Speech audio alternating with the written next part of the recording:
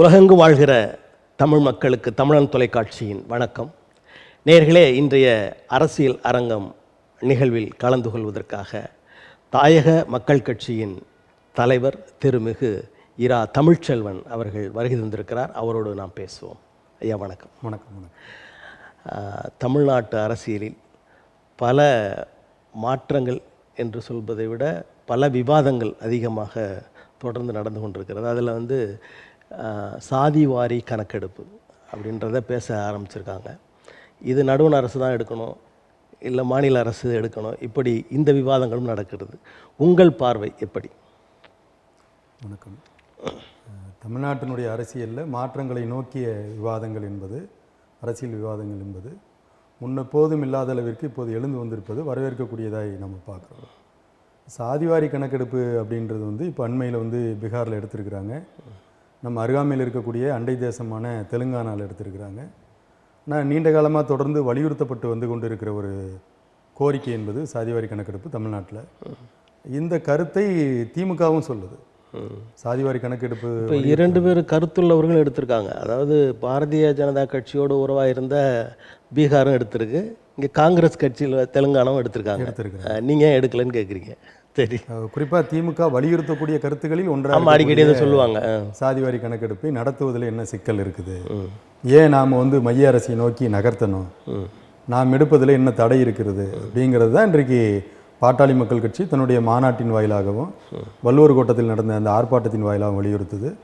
இது பாமகவினுடைய கோரிக்கை மட்டுமல்ல, தமிழ்நாட்டில் இருக்கக்கூடிய அனைத்து சாதிகளின் கோரிக்கை, அனைத்து கட்சிகளின் கோரிக்கை.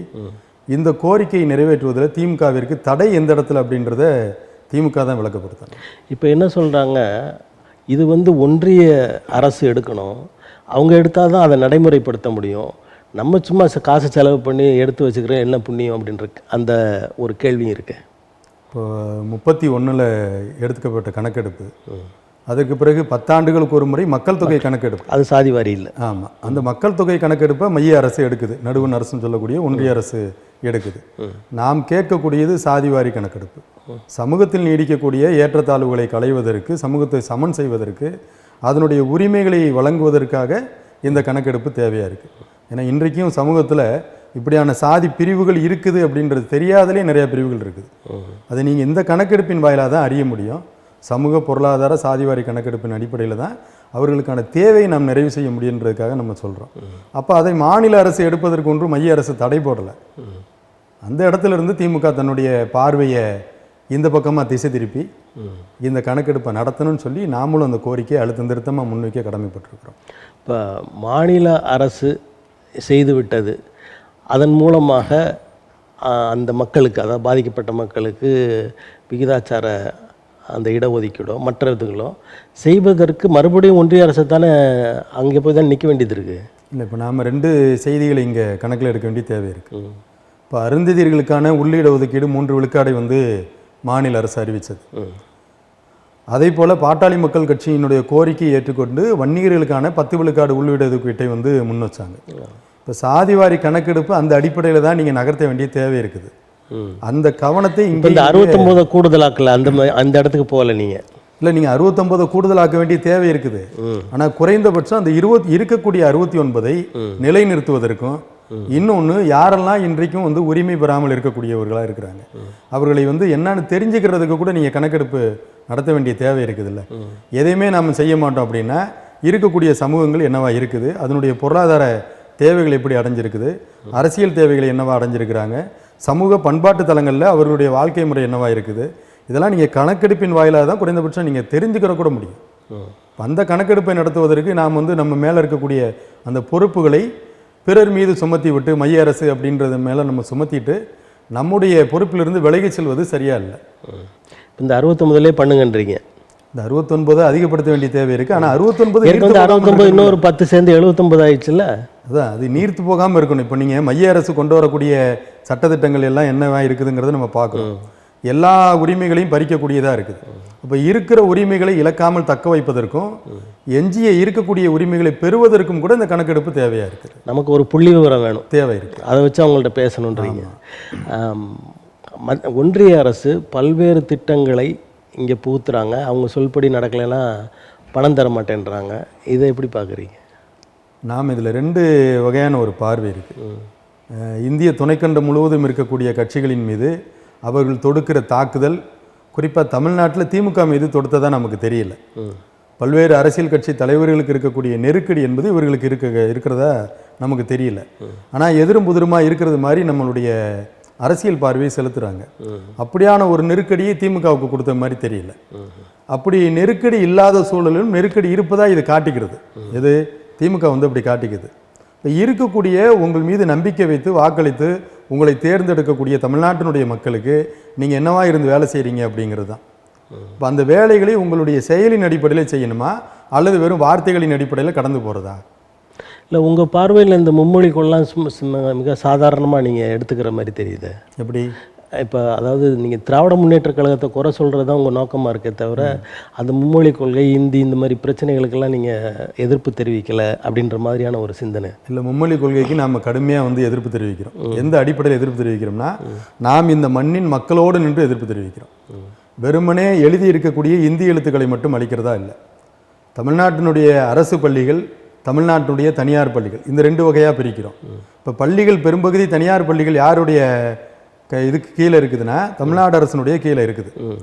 இது அனுமதிக்காமல் அது வந்தது கிடையாது. இன்றைக்கு தான் சிபிஎஸ்சி பள்ளியை தமிழ்நாடு அரசு அனுமதி தேவையில்லைன்றாங்க. இப்போ ஏற்கனவே அனுமதிக்கப்பட்ட பள்ளிக்கூடங்களில் இந்தி இருக்குதானா? இருக்குது. அதை தடுத்திருக்கணும். இப்போ நீங்கள் தனியார் பள்ளிகள் பெருகுவதற்கான அடிப்படை என்னென்னா, மாநில அரசு தங்கள் கட்டுப்பாட்டில் இருக்கக்கூடிய அந்த அரசு பள்ளிகளை தரம் உயர்த்தி இருந்தால் தனியார் பள்ளிகளை நோக்கி பெற்றோர்கள் தங்களுடைய குழந்தைகளை தள்ளி இருக்க மாட்டாங்க. இப்போ அந்த இடத்துலேருந்து நம்ம பார்க்க வேண்டிய தேவை இருக்குது. இப்போ ஏற்கனவே இருக்கக்கூடிய ஆங்கிலம் என்பது எந்த அளவுக்கு ஆளுமை செலுத்துது, இன்றைக்கு உலகளாவிய அளவில் நம்ம போகிறதுக்கு தேவைப்படுதுங்கிற ஒரு இடத்துலேருந்து ஏற்றுக்கிறோம். இப்போ இந்தியாவில் இருக்கக்கூடிய மொழிகளில் வெறும் இந்தி மட்டும்தான் இருக்குதா 3வது மொழி அப்படின்னா? ஒவ்வொரு மாநிலங்களுக்கும் ஒரு மொழி இருக்குது. நம்ம ரூபாய் நோட்டுகளில் கூட அந்த இந்தி மட்டும் இல்லை, பல்வேறு மொழிகளை வச்சுருக்கிறோம். இப்போ இந்திய அரசு அந்த அடிப்படையில் இவர்கள் எதிர்க்கிறாங்களா? அந்த அடிப்படையில் தங்களுடைய கேள்விகளை வச்சுருக்கிறாங்களா அப்படின்னா அப்படிங்கிறது இல்லை. நாம் மும்மொழி கொள்கை எதிர்ப்பு அப்படின்ற அடிப்படையில் இங்கே இருக்கக்கூடிய அரசு பள்ளிகள், ஆராய்ச்சி கல்வி, தொடக்க கல்வியிலிருந்து ஆராய்ச்சி கல்வி வரைக்கும் தமிழில் படித்தவருக்கான வேலை, தமிழில் தொழிலுரிமை, இப்படி எல்லாவற்றையும் அந்த தாய்மொழி சார்ந்து நம்ம வலியுறுத்துகிறோம். அது திமுகவிடம் இருக்குதா அப்படின்றது அடிப்படையாக. திமுக அரசு இதையெல்லாம் செய்யலை. ஆனால் இந்த செய்யாதையும் தாண்டி இன்னும் கூட அழுத்தம் மற்ற மொழிகளை உள்ள திணிக்கக்கூடிய நிலை வரும்போது அதை தடுக்கணும் அப்படின்ற ஒரு எண்ணமும் வேணும் தானே நமக்கு. திமுக இப்போ தடுக்கிறத நம்ம வரவேற்கிறோம். ஆனால் இதில் இந்த ஸ்டாண்டில் உறுதியாக இருக்குன்னு நம்ம சொல்ல வர்றோம். இப்போ அவங்க தடுக்கிறதுல நம்ம உறுதி வரவேற்கக்கூடிய மும்மொழி கொள்கை எதிர்ப்புங்கிறது வரவேற்கக்கூடிய ஒன்றாக இருக்குது. ஆனால் இதில் உறுதியாக இருக்கணும் அப்படின்னு நம்ம சொல்கிறோம். அந்த உறுதித்தன்மை என்பது தான் மக்களையும் உங்களோட அணிதிரட்டி நிற்கும். இல்லைன்னா மக்கள் ஒரு பக்கமாகவும் நீங்கள் ஒரு பக்கமாகவும் நிற்பீங்க.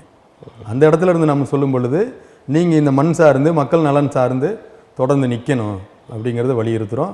அதில் நீங்கள் தாய்மொழி கல்வி இருக்கு இல்லையா, இந்த கல்வியை நீங்கள் தாய் தமிழ் பள்ளிகளை தமிழ்நாடு முழுவதும் எழுப்பலாம். நீங்கள் தாய் தமிழ் பள்ளிகள். இந்த கல்வி தரம் பற்றி பேசும்போது ஆங்கிலம் இருந்தால்தான் கல்வித்தரம் அப்படின்ற ஒரு பொது புத்தி இருந்தது. அதுக்காக என்ன பண்ணுறாங்க, மாநகராட்சி பள்ளிகளில் கூட முழுவதுமாக ஆங்கிலத்தை கொண்டு வந்த நிகழ்வுகளாக இருக்குது. அப்படி அதனால தான் நீங்கள் தனியார் பள்ளிகளும் பெருகின, ஆங்கில அறிவு இல்லை அப்படின்றதுனால அதை ஒரு மொழியாக நினைக்காம வேறு மாதிரியான ஒரு சூழல் கொண்டு போயிட்டாங்க. இந்த நிலையில் எல்லா பள்ளிகளுமே ஆங்கிலத்திற்கு தள்ளப்பட்டால் தமிழின் நிலை என்னவாக இருக்குன்னு நினைக்கிறீங்க? கேள்விக்குறியாக தான் மாறும். நீங்கள் எங்கே இருந்து நம்ம அதை தொடரும் அப்படின்னா, நான் இங்கேருந்து வெளி மாநிலங்களுக்கு செல்ல வேண்டிய தேவை எங்கேருந்து எனக்கு வருதுன்னா, தான் சார்ந்து இருக்கிற சொந்த மண்ணில் எனக்கான வேலை வாய்ப்புகள், எனக்கான பொருளாதார தொழில் உரிமையெல்லாம் அற்று போகும் பொழுது, முற்று முழுவதாக நிராகரிக்கப்படும் பொழுது தான் நான் இன்னும் ஒன்றை தேட தேவைன்றிருக்கு. நான் போகும் பொழுது அங்கே நான் வேலை செய்யக்கூடிய இடத்துல அந்த மொழியை கற்றுக்கொள்வேன். ஆனால் நான் போவதற்கு முன்பாகவே இங்கே இருக்கக்கூடிய உரிமைகள் எல்லாம் பிடிங்கிக்கிட்டு நீ இன்னொரு மொழி கற்றுக்கோ, நீ அங்கே போகணும் அப்படின்றது இன்றைக்கு எப்படி இந்தியை சொல்கிறார்களோ அப்படி தான் ஆங்கிலத்தையும் திணித்தார்கள். எந்த திணிப்பும் எந்த மொழியின் மீதும் திணிப்பு இருக்கக்கூடாதுங்கிறத நம்ம சொல்ல விரும்புகிறோம். அவரவர் சார்ந்து இருக்கக்கூடிய அந்தந்த நிலப்பரப்புகளில் அவரவர்களுடைய தாய்மொழி என்பது மேலோங்கணும். அப்போ மேலோங்கணும்னா அரசு அதற்கான திட்டங்களை கொண்டு வரணும்னு நம்ம சொல்ல வரோம்.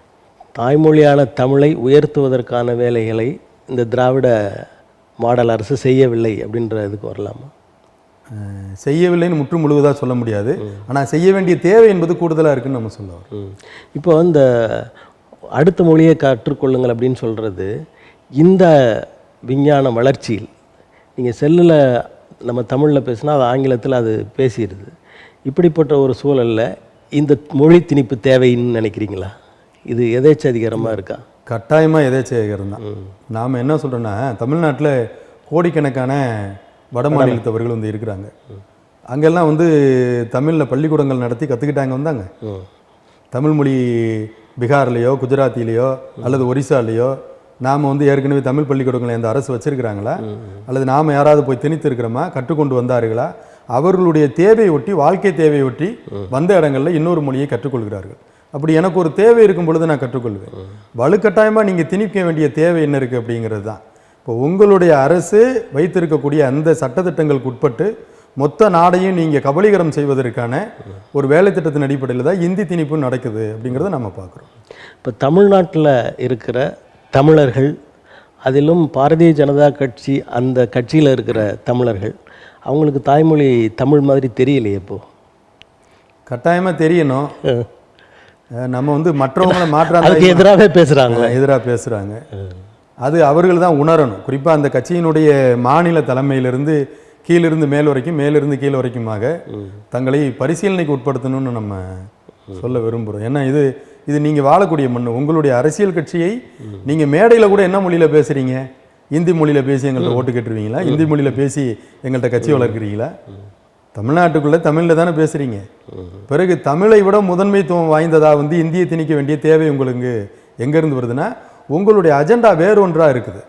இந்தியின் வழியாக சமஸ்கிருதம், ஒரே நாடு ஒரே தேசம்ங்கிற நீங்கள் கொண்டு வர்ற திட்டத்திற்காக இந்த திட்டத்தை நீங்கள் புகுத்துறதை தான் நாம் ஒரு அரசியலான பார்வையாக பார்க்க வேண்டிய தேவை இருக்குது. இப்போ அந்த துணை குடியரசுத் தலைவர் அவருடைய பேச்சு கூட பேசப்பட்டது. ஒரு இனத்தை அழிக்க வேண்டுமானால் அந்த மொழியை அழிக்கணுன்ற மாதிரி ஏதோ பேசுகிறார். அப்புறம் இன்னும் ஒரு அமைச்சர் வந்து இந்தி தெரிஞ்சால் இருங்க, இல்லைன்னா வெளியில் போங்கன்ற மாதிரி பேசுகிறார். இவைகளையெல்லாம் எப்படி பார்க்குறீங்க? பொதுவாக ஏற்கனவே நம்ம வந்து கவிஞர் புதுவை ரத்தினதுரை வந்து ஏற்கனவே முன் வச்சிருக்கிறார். நிலம் இழந்ததுன்னா நம்ம இனத்தை இழப்போம், இளம் இழந்ததின் அடிப்படையில் நம்மளுடைய வரலாற்றை இழப்போம் அப்படிங்கிறது. இது அவருக்கு எதிர்மறையாக அவங்க சொல்கிறாங்க. நாம் அதை இழக்கக்கூடாதுங்கிற அடிப்படையில் சொல்கிறோம். இலக்க வைப்பதற்கு என்ன தேவை அப்படின்ற தாக்குதலை அவர்கள் தொடுக்கிறாங்க. தாக்குதலினுடைய தொடக்க புள்ளியான வார்த்தைகளாக தான் நம்ம அதை பார்க்குறோம். அப்போ தமிழ் மீது, தமிழர்கள் மீது, தமிழ்நாட்டின் மீது ஒரு தீராத வன்மத்தில் பாரதிய ஜனதா கட்சி இருக்கிறது என்பதை உணர்த்துகிற வார்த்தைகளாக நம்ம அதை பார்க்க முடியுது. இப்போ சென்ற வாரம் பதவியேற்ற அந்த ரேகா டெல்லியில் அவங்க வந்து அவங்களுடைய அலுவலகத்தில் இருந்த அம்பேத்கர், பகத்சிங் படங்களை எடுத்து விட்டார்கள் அப்படின்னு அந்த ஏற்கனவே இருந்த முதலமைச்சர் சொல்கிறாங்க. இந்த நிகழ்வை எப்படி பார்க்குறீங்க? பொதுவாகவே கோட்பாடு ரீதியாக அவர்களுக்கு அது எதிரானது தானே. அரசியல் ரீதியாக வந்து வாக்கு வங்கிகளை பெறுவதற்காக இந்த படங்கள் தேவைப்படுது. அந்த படங்கள் என்பது வெறும் படங்கள் என்பதில்லை, அது கோட்பாட்டுகளை தாங்கி நிற்கக்கூடியது, ஒரு கருத்தியலை தாங்கி நிற்கக்கூடியது. அப்போ அந்த படங்கள் வந்து அவர்களுக்கு உறுத்துதுன்னு தான் நம்ம உணர வேண்டியிருக்கு.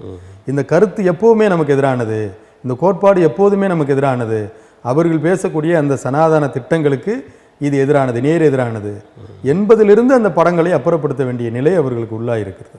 இப்போ சனாதனங்கள் அது வந்து சமத்துவமானது அப்படின்னு ஒரு சப்பக்கட்டு கட்டுறாங்க.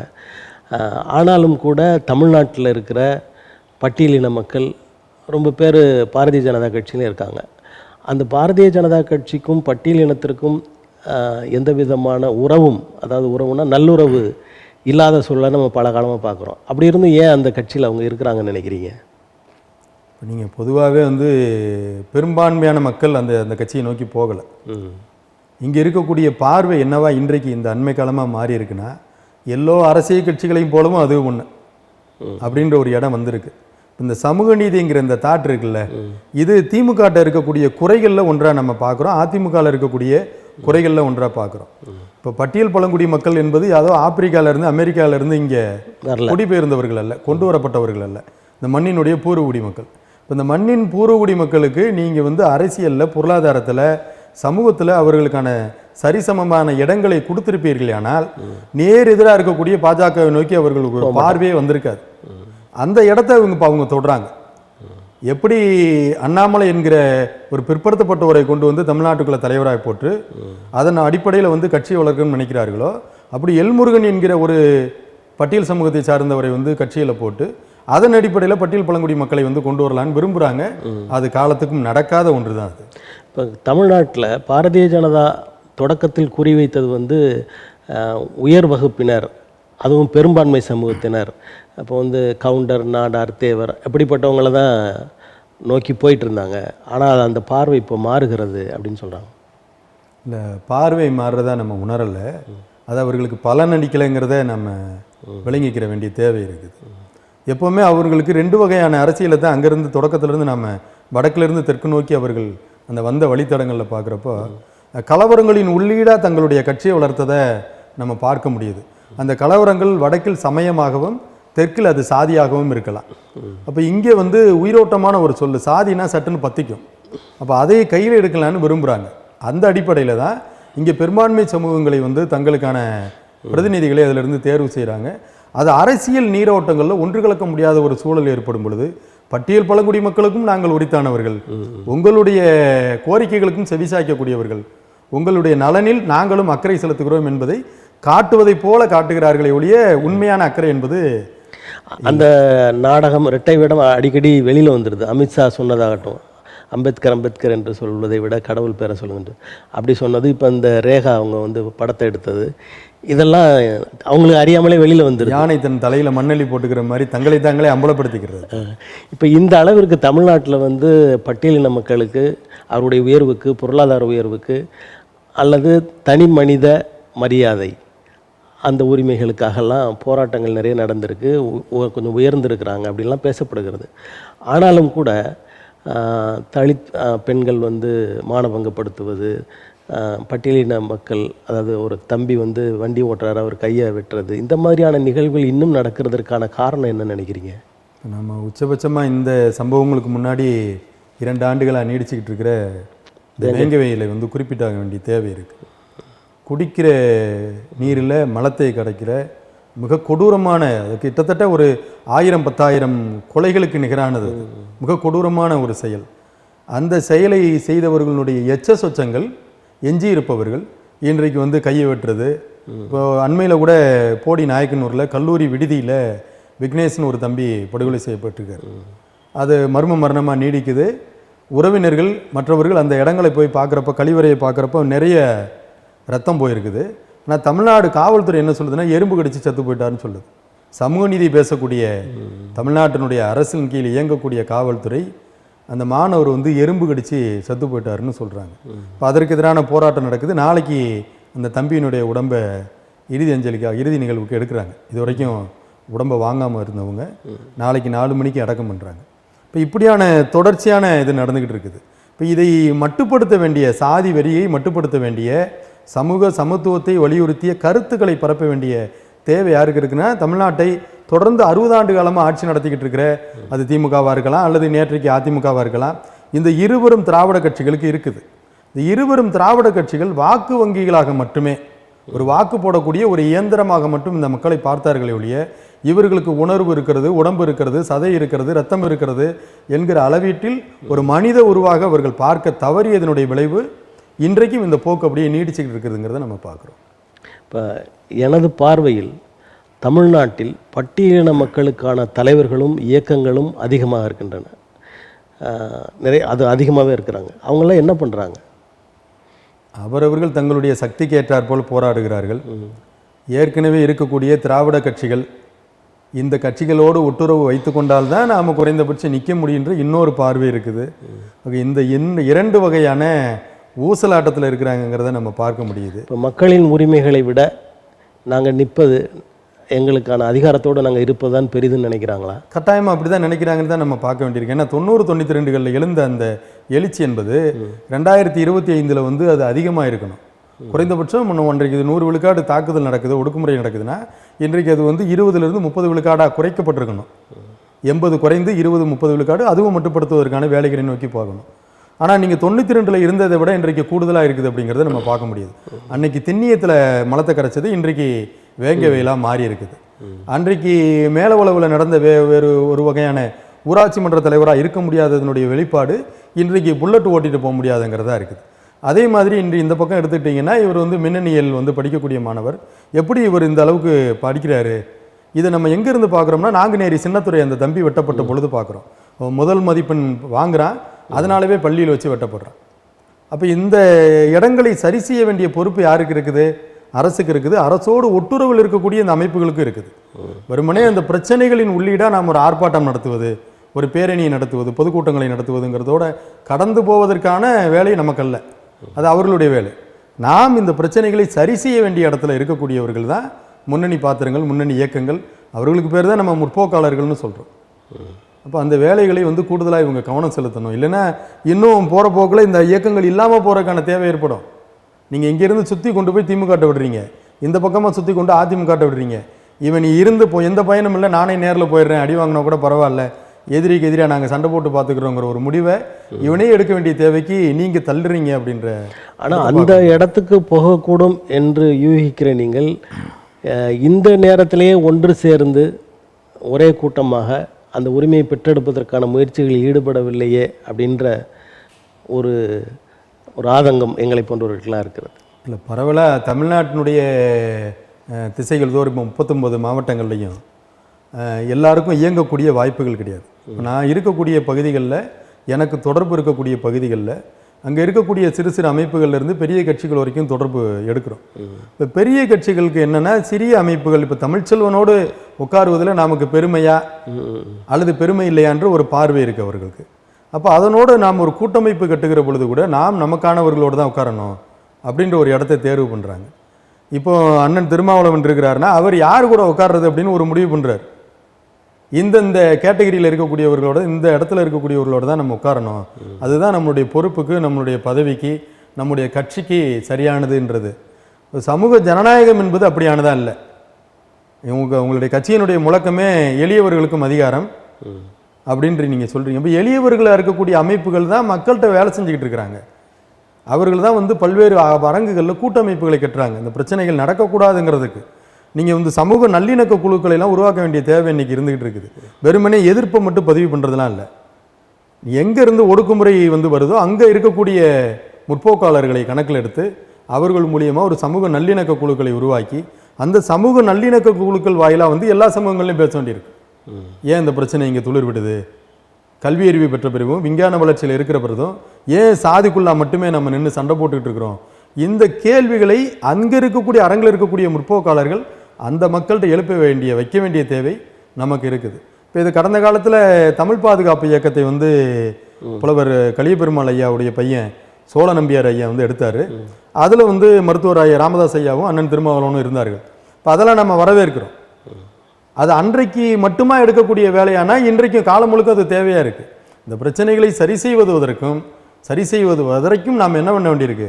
இதை போன்ற ஒரு சமூக நல்லிணக்க குழுக்களை மொழியின் பேரிலோ, இனத்தின் பேரிலோ, அல்லது நாம் வாழக்கூடிய இந்த தமிழருங்கிற இந்த நிலப்பரப்பின் பண்பாட்டு அடையாளங்களோடவோ நாம் ஒன்றிணைக்க வேண்டிய தேவை இருக்குது. அதற்கான தேவை காலம் முழுவதும் இருக்கிறதா, இந்த பிரச்சனை நீடிக்கிறது வரைக்கும் வேலை செய்ய வேண்டிய தேவை இருக்குது.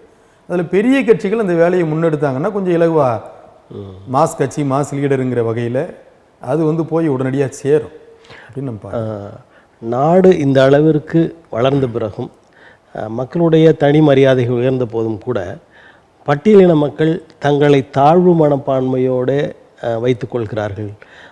அவன் அந்த சாதியை சேர்ந்தவன், அதனால் அவன் வீரமாக இருக்கிறான், அவன் அந்த சாதியை சேர்ந்தவன் அதனால் அறிவாளியாக இருக்கிறான் அப்படின்ற ஒரு கருத்தோட்டம் இந்த மக்கள்கிட்ட இன்னும் இருக்குது அப்படின்ற ஒரு சிந்தனையும் வெளியில் வரும். நான் எப்படி பார்க்குறேன்னா, இந்த மக்கள் ஒவ்வொருத்தருக்கும் ஒவ்வொரு பெயர் இருக்குது. உங்களுக்கு ஒரு பெயர் இருக்குது, எனக்கு தமிழ்ச்செல்வன் ஒரு பெயர் இருக்குது. இப்போ நீங்கள் ஊடகங்களே பார்த்துருப்பீங்க, அல்லது இருக்கக்கூடிய இயக்கங்கள்லாம் பார்த்துருப்பீங்க. பொத்தாம் பொதுவாக சொல்லுவாங்க, இந்த இடத்துல தாக்கப்பட்டவரை ஒரு பேர் குறியீடு வைப்பாங்க. தலித் தாக்கப்பட்டாரும்பாங்க, தாக்குனவருக்கு ஒரு பேர் போடுவாங்க. சமூகத்தில் இருக்கக்கூடிய உண்மையான ரியல் பேரை சொல்லுவாங்க. ஆனால் தாக்கப்பட்டவருக்கு பேர் சமூகத்தை சேர்த்து சொல்கிறது. இவருக்கு பேர் இல்லை, முகம் அல்ல, முகவரி இல்லை, எதுவுமே இல்லை. அனாத போயில சொன்ன மாதிரி ஒரு தலித்தும்பா. இப்போ ஊடகங்களும் பட்டியலினத்துக்கு எதிராக செயல்படுகிறதுன்னு சொல்கிறீங்க. அந்த பார்வை இன்னும் வரலன்னு சொல்லலை. அது எதிரான நம்ம புரிஞ்சுக்கிற வேண்டிய தேவையில்லை. அந்த பார்வை இன்னும் வரலன்ற. நீங்கள் இங்கே ஒருத்தரை வன்னியர்னு குறிப்பிடும் பொழுது அவர் பறையராக இருக்கிறாருன்னா பறையர்னு சொல்கிறதுல உங்களுக்கு என்ன பிரச்சனை? இங்கே ஒருத்தர் வந்து நீங்கள் தேவர்னு சொல்லும் பொழுது அப்புறம் தேவேந்திரர்னு சொல்கிறதுல உங்களுக்கு என்ன பிரச்சனை? இப்போ நீங்களாவே மற்ற சிறு சிறு அமைப்புகள் பள்ளர் பறையர் எல்லாத்தையும் சேர்த்து நாங்கள் பட்டியல் இனம் அப்படின்ற ஒரு நிலையில் இருக்கும்போது அது சொல்கிறதுல என்ன தவறுன்னு நினைக்கிறீங்க? இல்லை, அது அரசனுடைய தொகுப்பு. அது அரசு வைத்திருக்கிற தொகுப்பு. இப்போ பேக்வேர்டு கிளாஸில் பிற்படுத்தப்பட்டவர்னு யாரையும் சொல்கிறது கிடையாது. அதை சொல்லும் பொழுது நீங்கள் தனியாக சொல்கிறீங்க, கோனார், நாடார், தேவர், செட்டியார் இப்படின்னு நாம சொல்கிறோம். அதே போல் இவர்களுக்கு பெயர் இருக்குதா இல்லையா? இந்த பெயரை சொல்லுவதற்கு உங்களுக்கு என்ன பிரச்சனை? இதுதான் ஆங்கிலேயர் வந்து தெளிவாக சொன்னான், டெப்பர்சைடு கிளாஸ்ன்னு சொல்கிறான். அதாவது மன அழுத்தத்தால் பாதிக்கப்பட்டு நீங்கள் அந்த மன அழுத்தத்தை தொடர்ந்து அவர்கள்ட்ட விதைச்சிக்கிட்டே இருக்கிறீங்கன்னு நம்ம பார்க்குறோம். அவன் வந்து தலித்துன்னு சொல்லலை, தாழ்த்தப்பட்டவர்னு சொல்லலை, அவன் வந்து மன அழுத்தத்திற்கு உள்ளாக்கப்பட்டவர்கள். அப்போ எந்த மன அழுத்தங்களுக்கு உள்ளாயிருக்கிறாங்க? மொழியை, வரலாற்றை, பண்பாட்டை இப்படி எல்லாவற்றையும் தொலைத்து நிற்கக்கூடியவர்களாய் நீ ஒரு அழுத்தம் கொடுத்து அதை என்ன பண்ணுற, மீண்டும் மீண்டும் அந்த இடத்துல இருக்க வைக்கணும்னு விரும்புகிற. ஆனால் உண்மை அப்படியானதா இல்லை. பள்ளிகளில் போனாலே உடனே கேட்குறான், உங்கள் பேர் என்ன, உங்கள் அப்பா பேர் என்ன, உங்கள் தாத்தா பேர் என்ன, எந்த தெருவு, எல்லாத்தையும் கேட்குறான். 19 நம்ம சொல்லிட முடியாது. நான் வந்து குடம்பாக்கத்தில் இருந்து வந்து 19 சொல்லிட முடியாது. அதில் இருக்கக்கூடிய வீட்டு எண்ணு வரைக்கும் நம்ம சொல்ல வேண்டியிருக்கு. அதுபோல் இதையும் நாம் என்ன பண்ண வேண்டியிருக்கு, சொல்ல வேண்டிய தேவை இருக்குது. தாழ்வு மனப்பான்மையிலிருந்து அவர்கள் மீண்டு வருவதற்கான வேலைகளை இயக்கங்களும் மற்ற சமூகங்களும் செய்ய வேணும்னு நம்ம விரும்புகிறோம். அனைத்து இந்திய அண்ணா திராவிட முன்னேற்ற கழகம் இப்போ பரபரப்பாக பேசப்படுகிறது. அந்த பரபரப்புகளுக்கு ஒவ்வொரு தலைவர்களும் காரணமாக இருக்கிறாங்க. அம்மையார் சசிகலா கூட ஒரு சிறிய கதை ஒன்று சொல்கிறாங்க. ஒரு சிலந்தி வலை பின்னியது அந்த அந்த நூலை பிடிச்சி ஏறிட்டு இருக்கு, பின்னாடி வரவங்களாம் உதச்சி தள்ளுது, அதுவும் அந்த நூலில் தான் இருக்குன்னு அதுக்கு தெரியல அப்படின்ற மாதிரிலாம். அதுபோல் ஓனாயும் ஆடும் எப்படி ஒன்றா இருக்க முடியும், வயலில் களை எப்படி ஒன்றா இருக்குது, அதை வெட்டி எடுத்துக்க வேண்டியதானே, இந்த மாதிரியெல்லாம் பேச தொடங்கியிருக்காங்க. இதை நீங்கள் எப்படி பார்க்குறீங்க? பின்னப்பட்ட சிலந்தி விலை யார் அப்படிங்கிறத நம்ம பார்க்க வேண்டியிருக்கு. அது பாஜக பின்னின சிலந்தி விலையா, அல்லது புரட்சித் தலைவர் எம்ஜிஆரும் புரட்சித் தலைவி அம்மையாரும் உருவாக்கின அந்த சிலந்தி விலையான்ட்டு. இப்போ எடப்பாடியார் அதை பார்க்கக்கூடியது பாஜக பின்னின வலையிலிருந்து அந்த வலையை அறுத்துட்டு வரலாங்கிற கண்ணோட்டத்தில் அவர் பார்க்குறார். இங்கே ஓநாய்களும் ஆடுகளும் என்பது அவர் அந்த குறிப்பிடுறது அந்த ஒவ்வாமை, அந்த ஒப்பீட்டை நம்ம அப்படி தான் பார்க்கணும். ஏன்னா நீங்கள் யாரோட உறவிலிருந்து தன்னை இழந்துக்கிட்டு இருக்கிறீங்க, அந்த அடிப்படையில் மீண்டும் இவர்களோடு நாம் இணைவது என்பது இப்படியான ஒப்பீட்டு. அதிமுகவில் ஆடும் ஓனாயும் இல்லை, ஆனால் பாஜகவும் அதிமுகலேருந்து ஓனாய் ஆடு இருக்குன்ற மாதிரி சொல்கிறீங்களா? இல்லை, அது உள்ளே வர்றது வரைக்கும் இது நல்லா இருந்ததா தானே அவர் கருதுறாருன்ற. அது வந்த பிறகு தான் இந்த பிரச்சனை ஏற்படுது. அது வெறுமனே அவர் வெளியிலிருந்து பார்க்கல, தங்களுடைய சொந்த அனுபவங்களின் வாயிலாக பார்க்குறாரு. இப்போ எடப்பாடியார் வந்து வெளியில் நின்று வேடிக்கை பார்த்தவர் கிடையாது, நேரடியாக இப்போ உள்ளே போயிட்டு வந்திருக்கிறார். எது உள்ள பாஜகக்குள்ள கூட்டணிக்குள்ளே போய் அதனுடைய முதல் அக்கு வரைக்குமா தெரிஞ்சுக்கிட்டு வந்து தான் அந்த அனுபவங்களின் வாயிலாக அந்த கருத்தை சொல்கிறாரு. இனி நாம் எப்படி நின்னோம்னா எஞ்சி இருக்கக்கூடிய அதிமுகவும் காணாமல் போயிடும். பாஜகவுக்கு என்ன நோக்கம்? அதிமுக என்கிற அந்த குதிரை மீது சவாரி செய்து தன்னுடைய இலக்கை அடைவது தமிழ்நாட்டில். இப்போ இந்த இடத்த வந்து எடப்பாடியார் சரியாக புரிஞ்சுக்கிட்டு தான் அது வேணாம் அப்படின்ற இடத்துக்கு வர்றாரு. இவர் தீர்க்கமாக சொல்கிறாரு, இனிமே பாரதிய ஜனதா கட்சியோட இந்த கூட்டணி இல்லைன்னு. ஆனால் வெளியில் பேசப்படுகிறது அப்படி என்னன்னு கேட்டிங்கன்னா, எடப்பாடி பழனிசாமி அவர்களை மிரட்டி கொண்டிருக்கிறது பாரதிய ஜனதா கட்சி. தேர்தல் நேரத்தில் பார்த்தீங்கன்னா எல்லாரையும் சேர்த்து அவர் முதலமைச்சர் வேட்பாளராக அறிவித்து ஒரு 20-25 சீட்டை பாரதிய ஜனதா பெற்றுக்கொண்டு தான் இந்த கூட்டணி தேர்தல் களம் காணும் அப்படின்னு சொல்கிறாங்க. ஒருவேளை எப்படியான திட்டங்கள் நடந்ததுன்னா அதிமுகவினுடைய எதிர்காலம் என்பது கேள்விக்குறியாக மாறும். அதுதான் நம்ம அதை பார்க்க வேண்டிய தேவை இருக்கிறது. இவர் தனித்து நின்றால்னா இங்கே இருக்கக்கூடிய பல்வேறு கட்சிகள் அவரோடு இணைவதற்கான வாய்ப்பு இருக்குது. பாஜகவோடு இவர் போகிறார் அப்படின்னா இவரிலிருந்து விலகி வருவதற்கான வாய்ப்புகள் இருக்குது. அப்போ இழப்பு என்பது அதிமுகவுக்கு தாங்கிறத அதிமுக உணரணும். குறிப்பாக எடப்பாடியார் அதை உணர்ந்திருக்கிறாருங்கிறத இப்போ இந்த அண்மைக்கால செய்திகளின் அடிப்படையில் நம்ம பார்க்க முடியுது. பாஜக என்பது எனக்கு வேண்டாம் அப்படிங்கிற இடத்துல நிற்கிறாருன்னு பார்க்க முடியுது. இனி வர்ற காலங்களில் அவங்க எடுக்கக்கூடிய முடிவுகள் தான் அதை நமக்கு உணர்த்தும். இப்போ ஏற்கனவே அதாவது இந்த பாரதிய ஜனதா கட்சியிலிருந்து அவங்க வந்து வெளியில் வந்தப்புறம், கூட்டணியிருந்து வெளியில் வந்தப்புறம் சில கட்சிகள் உள்ளே போனாங்க. அண்ணா திராவிட முன்னேற்ற கூட்டம், எஸ்டிபி அந்த மாதிரியான அவங்கெல்லாம் பாரதிய ஜனதா கட்சியோடு மறுபடியும் கூட்டணி சேர்ந்து அவங்க இங்கே எங்கே இருப்பாங்கன்னு நினைக்கிறீங்க, வெளியே வருவாங்கன்னு நினைக்கிறீங்க? வெளியே வந்துடுவாங்க, உறுதியாக வெளியில் வந்துடுவாங்க. ஏன்னா அது அவங்களுக்கு கோட்பாட்டு ரீதியான எதிராக இருக்கிறதுனால அதில் நிற்க முடியாது, வாய்ப்பு கிடையாது. நாம் என்ன சொல்கிறோம்னா இவர்கள் வெளியில் வர்றது வராமல் இருக்கிறதுங்கிறதெல்லாம் விட இவர் நிற்க முடியுமாங்கிற ஒரு கேள்வி இருக்குது. அதிமுக என்கிறது ஒன்று இருக்குமா மீண்டும் அப்படின்ற ஒரு கேள்விக்குறி இருக்குது. ஏன்னா தமிழ்நாட்டினுடைய அரசியல் மீது இப்போ நீங்கள் வந்து பல்வேறு திட்டங்களை எடுத்துக்கலாம். நீங்கள் மும்மொழி கொள்கை மட்டுமல்ல, மைய அரசு கொண்டு வருகிற இந்த திட்டங்களுக்கு எதிரான அளவீட்டில் தான் தமிழ்நாடு மக்கள் ஒரு கொந்தளிப்பு நிலையில் கொதிநிலையில் இருக்கிறாங்க. இந்த கொதிநிலையை வந்து புரிந்து கொண்டு அரசியல் நடத்தினாருன்னா இவர் நிற்க முடியும். இவர்ன்றது நான் சொல்கிறது அதிமுக, அல்லது அதிமுக கரைந்து போகக்கூடிய ஒரு சூழல் இருக்குது. அதை அந்த கட்சியே விரும்புமா அப்படின்ற இடத்துல இருந்து பார்க்குறப்ப எடப்பாடியார் அதை விரும்பலைங்கிறது தான் நமக்கு தோணுது இது வரைக்குமா. ஒருவேளை உள்ளரங்குக்குள்ள ரகசிய உறவு வைத்திருந்தார்கள் என்று சொன்னால், ஒருவேளை இருக்குமே ஆனால் அது நீர்த்து போவதற்கான வாய்ப்பு. ரகசிய உறவுன்னு சொல்லாமல் அது கட்டாயப்படுத்தல், மிரட்டல் அப்படின்ற ஒரு அச்சத்தின் காரணமாக அந்த நிலை உருவாகிறது. இது ஏற்கனவே உங்களுக்கு காங்கிரஸ் மிரட்டியது, அதை எதிர்த்து தான் வந்தார்கள். அது அதிமுகவாக இருக்கட்டும், அதிலிருந்து வந்த திமுகவாக இருக்கட்டும். இன்றைக்கு பாஜக மிரட்டுது, நீங்கள் அந்த எதிர்ப்பையும் முறியடிச்சு தான் ஆகணும். எதிர்ப்பே இல்லாமல் நீங்கள் அரசியல் செய்ய முடியாது. எல்லா வகையிலையும் உங்களுக்கு நாங்கள் ஒடுக்குமுறை தொடரும். அது நீங்கள் அங்கேருந்து நீங்கள் நேரடியாக சமூகத்தில் நான் இப்போ வந்துடுறோம். சமூகங்களுக்குள்ள எப்படி நடக்குது இந்த மண்ணின் பூர்வகுடி மக்கள் மீதான ஒடுக்குமுறைகள் ஒவ்வொரு நொடி பொழுதும். ஆனால் எதிர்த்து கலகமிட்டுக்கிட்டே இருக்கிறாங்க, எதிர்த்து போராடிக்கிட்டே இருக்கிறாங்க. இங்கே பேசக்கூடிய தலைவர்கள்லாம் 2000 ஆண்டுகளாக இந்த மக்கள் மீது ஒடுக்குமுறை இருக்கின்றான். இப்போ 2000 ஆண்டுகளாக இவன் வந்து அதை வந்து மீண்டும் மீண்டும் மீண்டும் வந்துக்கிட்டே இருக்கிறான்னா உயிர்ப்போடு இருக்கிறான்னு பொருள். அந்த உயிர்ப்பு என்பது அதிமுகவுக்கும் இன்னைக்கு தேவை இருக்கிறதா நம்ம உணர்றோம். அப்படி இருந்தால் தான் கட்சி நிற்கும். இப்போ இந்த நிலையில் இங்கே இருக்கிற அண்ணா திராவிட முன்னேற்ற கழகம், பாரதிய ஜனதா கட்சி, மகாராஷ்டிரத்தில் ஏக்நாத் சிண்டே பாரதிய ஜனதா கட்சி, இதை எப்படி பார்க்குறீங்க? ஏன்னா இப்போ ஏக்நாத் சிண்டேக்கும் அந்த பாரதிய ஜனதா கட்சிக்கும் ஒரு மோதல் போக்கு தொடங்கியிருக்கு. இதை ரெண்டை எப்படி கம்பேர் பண்ணுறீங்க? நீங்கள் பாரதிய ஜனதா கட்சி எந்த அடிப்படையில் உள்ளே போனது, அது எப்படி கட்சிகளை கபலீகரம் செய்தது, அந்த மண்ணுக்குள்ளே தங்களுக்கான அரசியல் எப்படி நிறுவனார்கள் என்பதை இங்கே இருக்கக்கூடிய அதிமுக உணரணும்னு நம்ம விரும்புகிறோம். சிண்டேவே எடுத்துக்காட்டாக வச்சுக்கணும். ஆமாம், அதிமுக அதை உணரணும். இல்லைன்னா இது இன்னைக்கு அது கபலீகரம் செய்யப்பட்ட ஒரு இடம். மீண்டும் உயிர்ப்போடு இருந்து எழுந்து போராடுறாங்கங்கிறது அடுத்த கட்டத்துக்கு நம்ம பார்க்க வேண்டியது. இது இன்னும் உயிர்ப்போடு இருக்கிறதா நான் பார்க்குறேன். அதிமுக உயிர்ப்போடு இருக்கிறதா பார்க்குறேன். இந்த உயிர்ப்பு நீர்த்து போகாமல் இருக்கணும், கரையாமல் இருக்கணும் அப்படின்னா இப்போவே நீங்கள் தடுப்பு சுவரை எழுப்பியாக வேண்டிய தேவை இருக்குது. இல்லைன்னா வெள்ளம் இங்கே வந்துடும். இப்போ இந்த நிலை எடப்பாடி பழனிசாமி அவர்களுக்கு மிகப்பெரிய சவாலாக இருக்கத்தானே செய்கிறது. உண்மையிலே சவால் தான். ஏன்னா அதாவது மிரட்டல்கள், ஊழல் குற்றச்சாட்டு, பணத்தை எடுக்க முடியாத நிலை, இந்த மாதிரிலாம் வருவதற்கான வாய்ப்புகள் இருக்குது. அதையும் தாண்டி இவர் கட்சியை காப்பாற்ற முயற்சிப்பார் அப்படின்னு நினைக்கிறீங்களா? கட்டாயமாக முயற்சிக்கணும்னு நம்ம விரும்புகிறோம். முயற்சிக்கணும். நீங்கள் இந்த மண் சார்ந்து மக்கள் நலம் சார்ந்து இந்த கட்சியை நடத்தணும் அப்படின்னு நீங்கள் விரும்புனீங்கன்னா நீங்கள் எதிர்நீச்சல் போட்டு தான் ஆகணும்.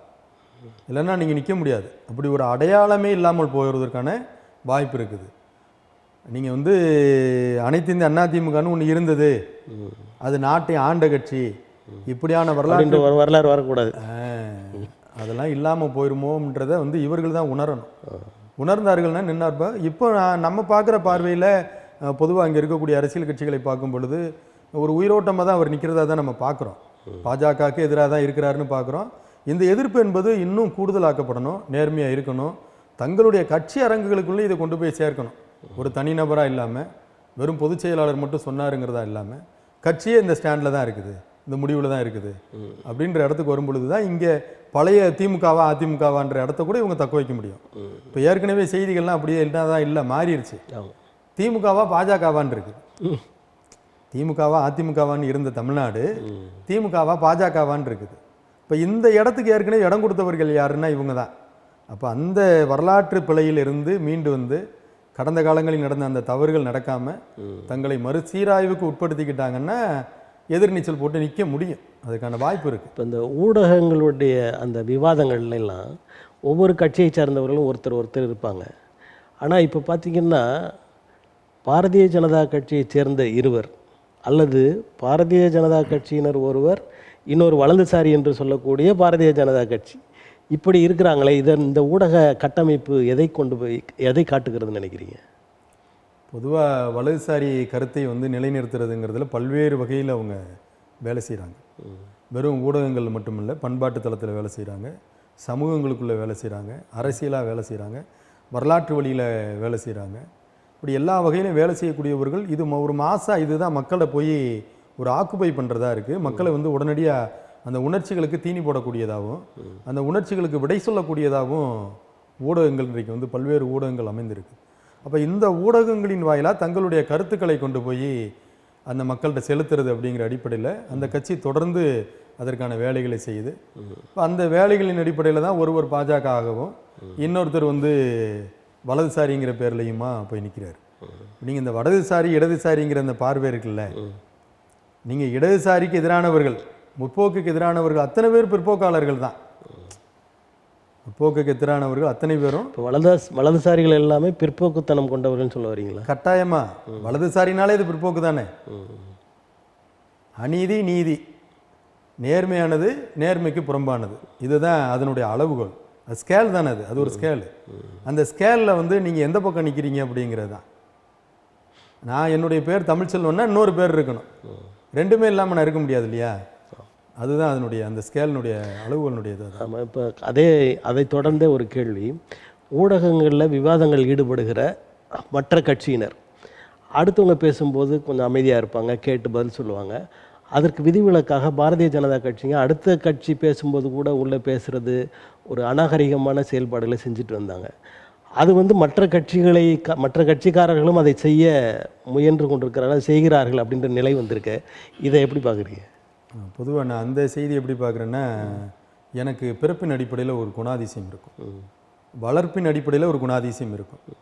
நான் இப்போ ஒட்டி உறவாடக்கூடிய இந்த சமூக பாத்திரம் இருக்குல்ல, அரசியல் பாத்திரம், இதில் ஒரு குணாதிசயம் இருக்கும். இதுதான் நான் எங்கே போனாலும் வெளிப்படும் என்கிட்ட இருக்கக்கூடிய அந்த அப்போ நீங்கள் இதை வந்து பக்குவப்படுத்திக்கிற ஒரு அரங்கு இருக்குது. அந்த அரங்கில் நீங்கள் சரி செய்யப்பட்டீங்கன்னா அது சரியாக இருக்கும். இப்போ கடந்த காலங்களில் பயிற்சி வகுப்புகளை கட்சிகள் எடுப்பாங்க. குறைந்தபட்சம் நீங்கள் வந்து கோட்பாட்டு அளவில் எடுக்கலைன்னா கூட இந்த கட்சிகளுக்குள்ளே நீங்கள் இப்படி தான் இருக்கணும். வெளியரங்குகளில் இதை தான் நீ பேசணும். வெளியரங்குகளில் பேசும்பொழுது கட்சியினுடைய மேலிட பொறுப்பாளர்களுடைய கவனத்திற்குள் போகாமல் வேற எதையும் பேசக்கூடாதுன்னு சொல்லிலாம் கட்சிக்குள்ள தங்களை இணைப்பதையும் பயிற்சி கொடுப்பதையும் பார்த்துருக்குறோம். இன்றைக்கு அப்படி இல்லை. நீ கட்சிக்கு வந்தாலே போதும், நீ ஏதோ ஒன்று பேசு, ஆனால் நான் விளம்பரமாகணும்.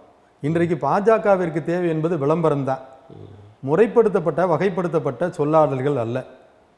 அது தேர்வு செய்யப்பட்ட சொல்லாடல்கள்லாம் கிடையாது. எப்போதும் நம்ம கட்சி உச்சரிக்கப்பட்டுக்கிட்டே இருக்கணுங்கிற அடிப்படையில் அவர்கள் விவாதங்களுக்கு இப்படியான நபர்களை தயார்படுத்தி அனுப்புகிறாங்க. இப்போ அதற்கு தீனு போடக்கூடிய இடையில இங்கிருந்து போகிறவங்களுக்கும் அது மாற வேண்டிய சூழல் வந்துடுது, மாறிடுறாங்க. இந்த அவர்களுடைய அந்த உத்தி, பாரதிய ஜனதா உத்தி இந்த மக்கள்கிட்ட வந்து அவர்களுக்கு வலிமையை சேர்க்கும்னு நினைக்கிறீங்களா, இல்லை ஒரு அருவருப்பை ஒரு எதிர்ப்பை உருவாக்கும்னு நினைக்கிறீங்களா? நீங்கள் மக்கள்கிட்ட ரெண்டு வகையான போக்கும் இருக்குது. நீங்கள் இப்போ பரவசத்தை உடனடியாக ஏற்றுக்கிறது, பரபரப்பான செய்தியாக இருந்தால் உடனே அதை வந்து இவனை பற்றிக்கும். ஏன்னா இவனே ஏற்கனவே பரபரப்பாக இன்றைக்கி மாற்றப்பட்டு இருக்கிறான். சமூகம் என்பது ஒரு பயன்பாட்டு சமூகமாக மாறி நீண்ட காலமாக ஆகிப்போச்சு. இப்போ இந்த பயன்பாட்டு சமூகத்தில் இருக்கக்கூடிய இந்த பரபரப்பான மனிதர்களை பரபரப்பு செய்திகளை உள்ள சொருகி நாம் தன்மையப்படுத்துறது அப்படிங்கிறத இப்போ அவங்க கையாளக்கூடிய அந்த முறை, அது வந்து நாம் முறைப்படுத்துறதுலேருந்து தான் இருக்குது. அது யார் முறைப்படுத்தணும் அப்படின்னா, அதுக்கு எதிரானவர்கள் இருக்கிறாங்கல்ல, இந்த சமூகத்தை சமன் செய்கிறது, இந்த சமூகத்திற்கான தேவைகளை நிறைவு செய்யக்கூடிய அமைப்புகள் இருக்குல்ல, அதுதான் உணர்த்த வேண்டிய தேவை இருக்குது. இந்த கண்ணோட்டத்தில் தான் பாஜக வருது, இந்த கண்ணோட்டத்தில் தான் திமுக இங்கே உள்ள வருது, எல்லாருக்கும் சொல்லணும். இந்த கண்ணோட்டத்தில் தான் அதிமுக என்பது உன்கிட்ட உள்ள வருது. அதனால் எச்சரிக்கை உணர்வோடு இருக்கக்கூடியது நீ தான் இருக்கணும். உன்னை கபலீகரம் செய்வதற்காகவே இந்த கட்சிகள் வந்துக்கிட்டு இருக்குதுங்கிறத உணர்த்த வேண்டிய பொறுப்பு நம்மை போன்ற அமைப்புகளுக்கு, கட்சிகளுக்கு, சமூகத்தில் வேலை செய்ய வேண்டிய பொறுப்பு நமக்கு இருக்குது. புதிதாக வந்த தமிழக வெற்றி கழகம் அவங்க வந்து தொடர்ந்து ஆளுங்கட்சியை எதிர்க்கிற ஒரு அரசியலை செஞ்சிட்டு இருக்காங்க. அப்படி அதை எதிர்த்து நின்றால்தான் வெற்றி பெற முடியும் அப்படின்னு நினைக்கிறாங்களா, அதனால் வாக்குகள் அதிகரிக்கும் அப்படின்னு நினச்சி அதை பண்ணுறாங்களா, இல்லை உண்மையிலே அப்படி அதை எதிர்க்கிறாங்களா? ஒருவேளை எதிர்த்து நின்னாதான் வாக்குகளை பெற முடியும் அப்படின்னா அது பிழையாக மாறிடும். ஆனால் எதிர்க்க வேண்டிய தேவை என்பது ஒன்று இருக்குதுங்கிறத அவர்கள் உள்ளார்ந்து உணரணும். தமிழ்நாட்டினுடைய பிரச்சனைகளில் இருந்து அதை உணர்ந்து அந்த வேலை திட்டங்களை எடுக்கணும். குறிப்பாக வந்து இன்றைக்கி ஏற்கனவே ஈரோடு இடைத்தேர்தல் ஒன்றை உணர்த்துச்சு. ஆளுகிற திமுகவை கார்னர் பண்ணுவதற்கு மாறா பெரியார் என்கிற அந்த ஒரு உருவத்தின் மீது கல்லறியப்பட்டது நாம் தமிழர் கட்சியால். இதை வந்து தமிழக வெற்றி கழகம் தங்களுடைய கோட்பாட்டு தலைவராக பெரியாரை வச்சிருக்கு. ஆனால் அதற்கான எதிர்வினை ஏதாவது நடந்ததுன்னா நான் அறிந்த அளவில் எதுவுமே இல்லை. அப்போ நீ எப்படி கோட்பாட்டு தலைவர் நீ எப்படி சொல்கிற? இது நாளைக்கு அதெல்லாம் பேருக்கு அம்பேத்கருக்கு எதிரான வேலைகள் நடக்கும் பொழுது நீ அப்படிதான் அமைதியாக இருப்போங்கிற மாதிரி நான் யோசிக்க வேண்டியிருக்கு. அஞ்சலி அம்மாளுக்கு எதிராக நடக்கும் நீங்க சிந்திக்கிற உங்களை போன்றவர் அப்படி சிந்திப்பீங்க. ஆனால் மற்ற மக்கள் அப்படி அம்பேத்கர் இருக்கிறாரு, பெரியார் இருக்கிறாரு, அவர் நமக்கானவர் தானே நினைப்பாங்க. ஏன்னா எல்லாருமே சிந்திக்கிறவர்களாக இருக்க மாட்டாங்கல்ல. இல்லை இல்லை, இந்த கருத்து பரவலாக போய் சேருது, இப்போ போய் சேருது. நீங்கள் பெரியாரை ஆதரிக்கிறீங்களா எதிர்க்கிறீங்களான்றது இல்லை, நீங்கள் கோட்பாட்டு தலைவர்னு சொல்லிட்டீங்க. நீங்கள் சொன்னக்கூடிய எந்த தலைவர்களாக இருந்தாலும் சரி, அது பெரியாராக இருக்கலாம், அம்பேத்கராக இருக்கலாம், அஞ்சலை அம்மாளாக இருக்கலாம், அல்லது பெருந்தலைவர் காமராஜராக இருக்கலாம், யாராக இருந்தாலும் அவர்களுக்கான அந்த இழுக்கு வரும் பொழுது, அவமரியாதை செய்யப்படும் பொழுது இப்படி தான் கட்சி வேடிக்கை பார்த்துக்கிட்டு இருக்குமா அப்படின்ற ஒரு கேள்வி வருது. ஒன்றும் இல்லை, இன்றைக்கி அனைத்து இந்த அண்ணா திராவிட முன்னேற்ற கழகம் இருக்குது. நேற்று வந்து பிப்ரவரி 24 அம்மையாருடைய பிறந்த நாள். அதுக்கு எதிராக ஒரு கருத்து வந்து அதிமுக சும்மா இருக்குமா? அது ஓபிஎஸ் அணியாக இருக்கலாம், சசிகலா அணியாக இருக்கலாம், டிடிவி தினகரன் அணியாக இருக்கலாம், அல்லது எடப்பாடியார் அணி, எல்லாருமே எதிர்ப்பு தெரிவிப்பாங்க, கடுமையாக பாய்வாங்க. இந்த எதிர்ப்பு உங்கள்ட்ட இருந்து வரணுமா வரக்கூடாதா?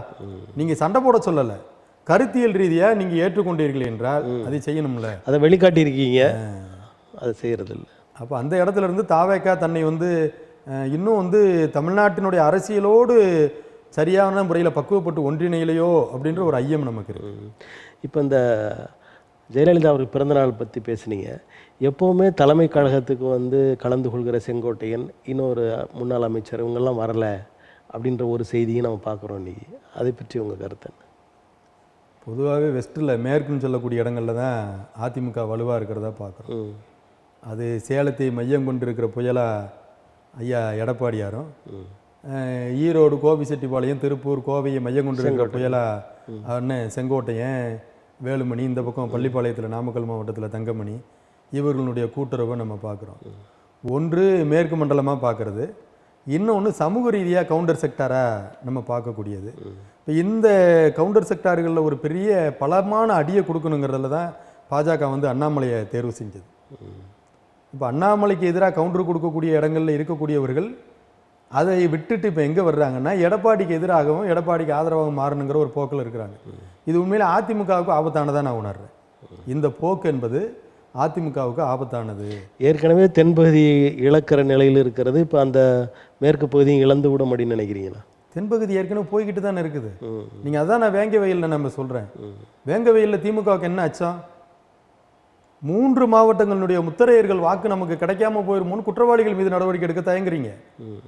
ஆனால் குற்றவாளிகள் என்பது நான் ஒரு சமூகத்தை குறிப்பிட்டு சொல்லலை, ஒரு சமூகம் சார்ந்து ஒரு நபர்கள் ஈடுபடக்கூடிய அந்த வேலையை அந்த சமூகத்தை புரிந்து கொள்ளாமல், அந்த சமூகத்துக்கு நீங்கள் விளக்கப்படுத்தாமல் உங்களுடைய வாக்கு வங்கிங்கிற அடிப்படையில் என்ன பண்ணுறீங்கன்னா பாதிக்கப்பட்டவர்களே குற்றவாளியாக காட்டுறீங்க.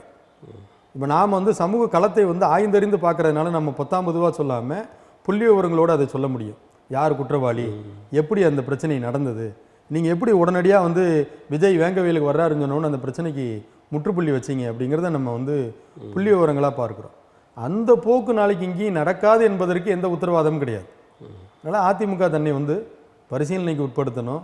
இந்த போக்குகளிலிருந்து விடுபட்டு முதல்ல தன்னை நிறுத்திக்கிறதுன்னு இருக்குல்ல, அதிமுக என்கிற கட்சி தன்னை நிறுத்துறதுக்கு போராடணும்ல. தன்னுடைய வீட்டில் இருக்கக்கூடிய அந்த ஓட்டைகளை சரி செஞ்சுட்டு வீட்டை காப்பாற்றுறதுக்கு முதல்ல முயற்சி பண்ணணும். அந்த வேலையை இப்போ அதிமுக செய்யணும்னு நம்ம விரும்புகிறோம்.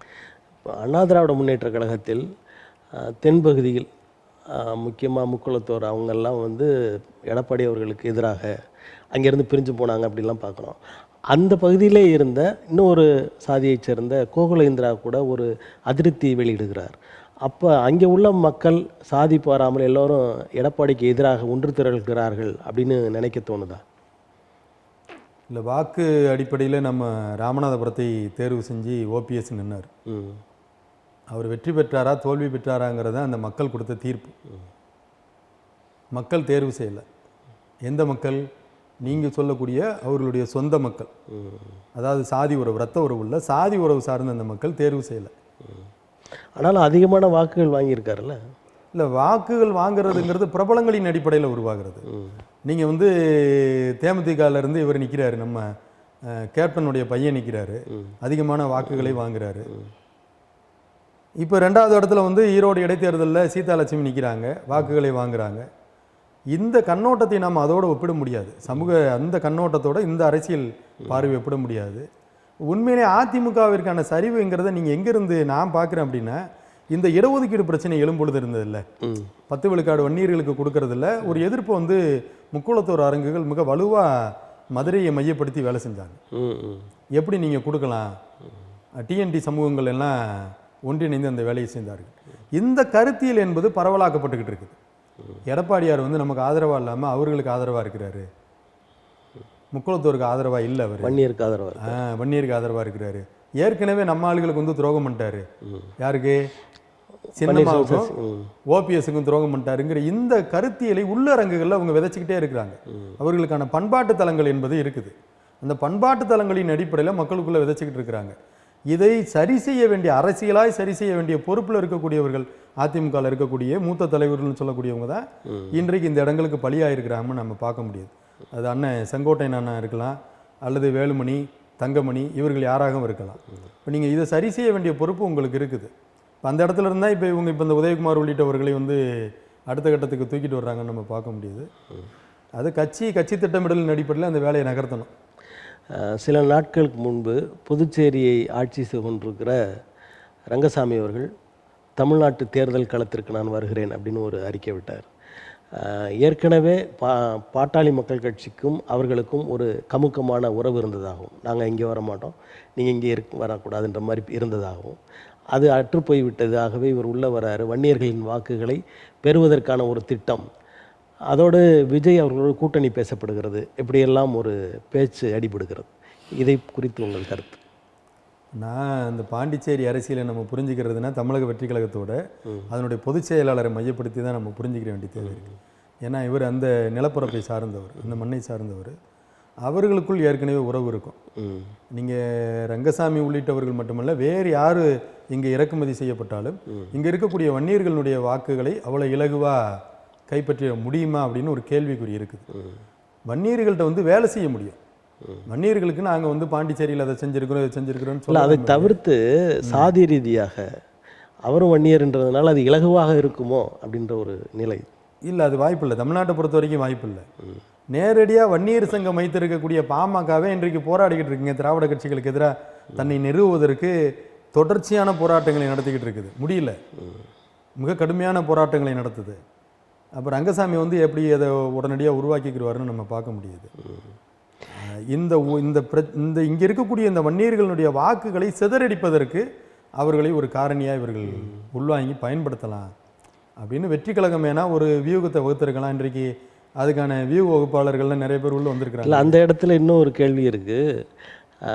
மிகவும் வலிமையான ஒரு தலைவராக வன்னியர் சங்கத்தில் இருந்த ஜெய குரு அவருடைய மகள் அந்த கட்சிக்கு போயிருக்காங்கன்ற மாதிரியான ஒரு தகவல் இருக்குது.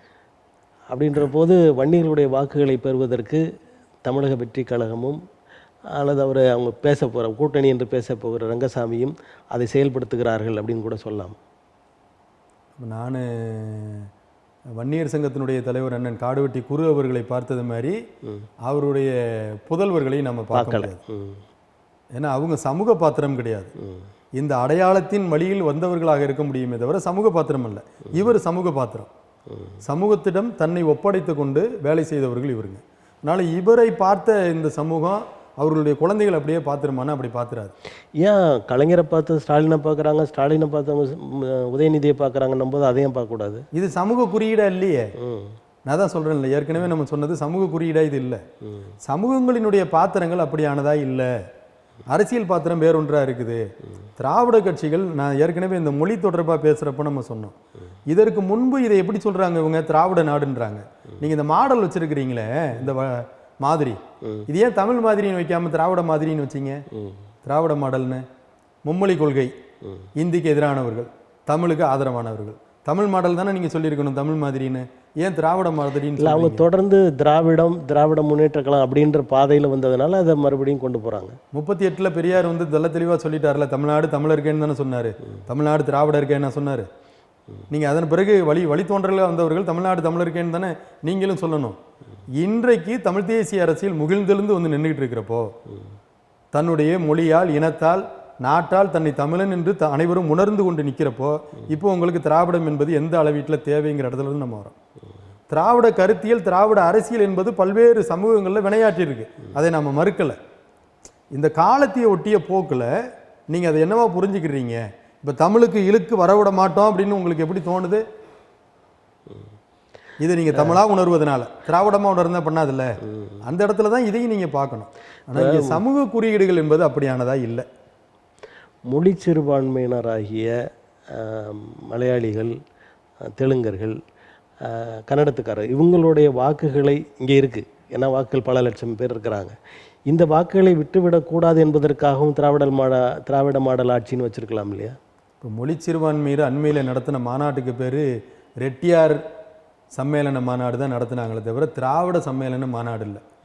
24 மணி தெலுங்கு செட்டியார்கள் மாநாடு தான் நடத்துகிறாங்க. ஆனால் தமிழ்நாட்டை தவிர மற்ற இடங்களில் திராவிடத்தை பற்றி பேசுறது இல்லை அப்படின்னு சொல்லிட்டு சுத்தமாக தமிழ்நாட்டுக்குள்ளே இல்லைங்க. நான் தான் சொல்கிறேன்ல, தமிழ்நாட்டில் சென்னையில் இருக்கிறதுக்கு பேர் நாயுடு மகாஜன சங்கமா திராவிட மகாஜன சங்கமா? அதுக்கு பேர் நாயுடு மகாஜன சங்கம் தான், ரெட்டியார் சம்மேளனம் தான். அப்போ அவர்கள் தங்களை தன்னுடைய இனத்தின் அடிப்படையில் தான் நிறுத்திக்கிறாங்க. நீங்கள் சொல்லக்கூடிய இல்லாத ஒன்றின் அடிப்படையில் இல்லை. ஆனால் உங்களுக்கு அந்த உறவுகள் தேவைப்படுது. எப்படியான உறவுகள் தேவைப்படுதுன்னா, இவர்களை பாதுகாக்க வேண்டிய தேவை ஏற்படுது. நீங்கள் போய் கர்நாடகாலேயோ ஆந்திராலேயோ அல்லது பக்கத்தில் இருக்கக்கூடிய ஒரிசாலேயோ இந்த பக்கம் கேரளாலேயோ போய் அப்படி நீங்கள் சொல்ல முடியுமா? ஏக்கம் கட்ட முடியுமா? ஏன் திமுக அங்கெல்லாம் வந்து திராவிட அரசியல் பேசி பண்ணலை? சென்னை மாகாணமாக இருக்கும் பொழுது நீங்கள் வந்து அப்படி தானே கட்டியிருக்கிறாங்க, 4 பிராந்தியங்களை உள்ளடக்கி. ஆனால் இன்றைக்கு ஏன் அங்கே உங்களுடைய கட்சி இல்லை? இப்போ உங்களுடைய கட்சிக்கு உழைத்தவர்கள் தமிழ்நாட்டுக்காரர்கள், தமிழர்கள் தான். அவர்கள் எப்பொழுதுமே அவர்களாக தான் இருக்கிறாங்க. இப்போ அண்மையில் கூட நம்ம இதில் ஊடகங்களில் பெருசாக பேசப்படக்கூடிய ஒரு நபராக காமாட்சின்ட்டு, அவர் வெறும் காமாட்சியா? காமாட்சி நாயுடு. காமாட்சி நாயுடு அப்படிதானே? காமாட்சி தமிழர் அல்ல, காமாட்சி திராவிடர் அல்ல, காமாட்சி இந்தியர் அல்ல, காமாட்சி உலகனத்தினரும் அல்ல, காமாட்சி நாயுடு தான். இந்த அளவுகோலை திமுக எப்படி பார்க்குதுங்கிறது தான் நம்மளுடைய கேள்வி. அவர் திமுக காரரு, அவர் அதை வேற சொல்லிக்கிறாரு, நான் திமுக பாரம்பரியம் மிக்கவர்ன்றாரு. நிறைவாக ஒரு கேள்வி, தமிழ் தேசியம் வெளிவந்து கொண்டிருக்கிறது, அது ஒரு மலர்ந்திருக்கிறது அப்படின்ற மாதிரி நீங்கள் பேசுனீங்க, அது உண்மைதானா? முன்னெப்போதும் இல்லாத அளவிற்கு தமிழ் தேசியம் என்பது பேசு பொருளாக இருக்குது. வளர் இளம் தலைமுறைகிட்ட இந்த கருத்து போய் சேர்ந்துக்கிட்டு இருக்குது. அது அண்ணன் சீமான் அவர்கள் பேசிய தமிழ் தேசியம் அல்ல. நான் ஏற்கனவே நாங்கள் சொல்லியிருக்கிறோம், தமிழ் தேசியம் என்கிற பார்வை எங்களுடைய பார்வை என்பது வேறு. சமூக சமத்துவத்தோடு ஒட்டி உறவாடக்கூடியதை நாம் இங்கே வந்து மொழியின் அடிப்படையில், இனத்தின் அடிப்படையில், பண்பாட்டின் அடிப்படையில் இந்த மக்களுடைய வாழ்க்கை முறைகளோடு பொருந்து போகக்கூடியதாக இருக்குது அப்படிங்கிறத நாம் சொல்லியிருக்கிறோம். அவர்கள் பேசக்கூடியது வெறும் மொழியின் அடிப்படையில். நாம் சொல்லக்கூடிய இந்த தமிழ் தேசிய அரசியல் என்பது இன்றைக்கு தமிழகம் தழுவிய அளவில் குமரியிலிருந்து சென்னை வரைக்கும் ஒரு பெரும் தாக்கத்தை கொடுத்து கொண்டு இருக்கிறது. அது நிச்சயமாக அடுத்த கட்டத்துக்கு வளரும். அது இந்த மண்ணையும் மக்களை காப்பதற்கான ஒரு அரணாகவும் நிற்கும் அப்படிங்கிறதுல பெருத்த நம்பிக்கையோடு எங்களை போன்றவர்களும் அதுக்குள்ளே ஊடுருவி போய்கிட்டு இருக்கிறோம். தமிழ்ச்செல்வனின் நம்பிக்கை வெல்லட்டும் என்று கூறி இந்த நிகழ்வை நிறைவு செய்கிறேன். உங்களுக்கு நன்றி. மகிழ்ச்சி. வணக்கம். நன்றி.